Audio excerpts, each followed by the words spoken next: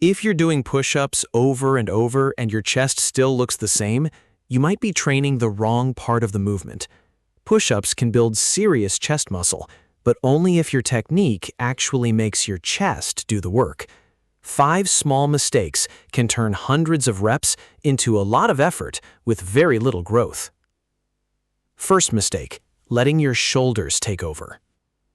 A lot of people lower themselves with their elbows flared straight out to the sides. It feels powerful, but it can shift more of the workload toward your shoulders. Instead, keep your elbows roughly 30 to 60 degrees from your torso, and think about bringing your upper arms inward as you push away from the floor. Try 3 sets of 8 to 15 controlled reps. If your shoulders are burning long before your chest, your setup may be the problem. The goal isn't simply to finish the rep, it's to make your chest contribute to every rep. Second mistake, stopping the rep too early. This one is easy to miss. You lower yourself a few inches, your arms bend, and you immediately push back up.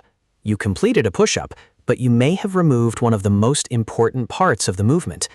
Use a range of motion that you can control while keeping good shoulder positioning. For many people, that means getting your chest much closer to the floor instead of stopping halfway. Try lowering for about 2 seconds, pause briefly near the bottom, then push up. More range isn't automatically better, but consistently cutting the movement short can make your chest work much less.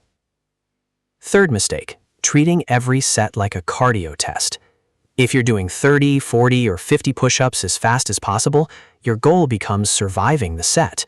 That isn't the same as giving your muscles a strong reason to adapt. Instead, slow the movement down and stop chasing a specific number of reps. A set of 10 difficult, controlled push-ups can be more useful for muscle growth than 30 rushed repetitions that barely challenge you. You can easily perform your target reps. You need to make the exercise harder. That's where the next mistake becomes important. Fourth mistake, never progressing your push-ups. Your body doesn't care that you've done the same 20 push-ups every Monday for 6 months.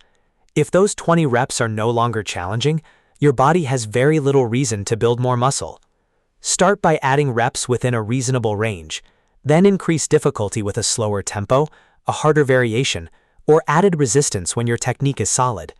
Think of push-ups like any other strength exercise. You need progressive overload.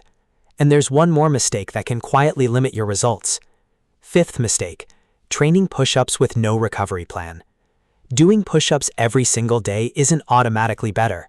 Your chest needs recovery after hard training. If you're constantly training the same muscles without enough recovery, fatigue can accumulate and your performance can suffer. For most people, 2 to 3 challenging push-up sessions per week can be plenty, especially if they're also doing bench presses, dumbbell presses, or other chest exercises. The goal isn't to see how often you can train. The goal is to create a stimulus, recover, and come back stronger. So here's your challenge. At your next workout, don't change everything at once. Pick one correction from this video. Control your reps, improve your range, fix your elbow position, increase the difficulty, or give your chest more recovery. Then track what happens. You don't need the perfect workout. You need a better one than the last. And if you want more evidence-based fitness tips that actually help you train smarter, subscribe to the channel. Here we don't chase shortcuts. We focus on what actually works. Fix one small mistake today, and your future workouts can finally start producing the results you're training for.